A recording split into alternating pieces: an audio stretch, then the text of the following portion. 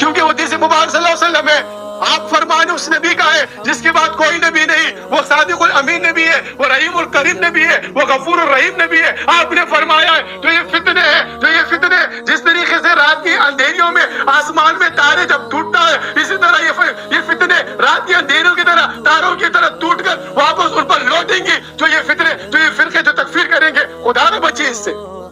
اللہ کے کار سے بچیے، قسم خدا بندی سے بچیے، امت کو بچائیے۔ یہ آپ علماء کرام کی ذمہ داری ہے، یہ جو ایک صف آگے کھڑے ہوتے ہیں یہ علماء کرام کی ذمہ داری ہے۔ امت مسلمہ کو اس گرداب سے نکالے، اس تکفیر سے نکالے، متحد کرے امت مسلمہ کو، اخوان کو فی الدین بنا، ایک دوسرے کے بھائی بنے۔ ایک ہی راستہ ہے، وہ روحانی راستہ ہے، وہ روحانی طریقہ ہے، جس طریقے سے امت مسلمہ انشاءاللہ یہ روحانی انقلاب کی طرف آئے گی تو و کرہن آئے گی، کیونکہ جب وقت مقرر ہو جاتا ہے اس وقت کو، کہ جو موقوت قرآن نے کہا اللہ کی طرف سے جو وقت ہے وہ مقرر ہے۔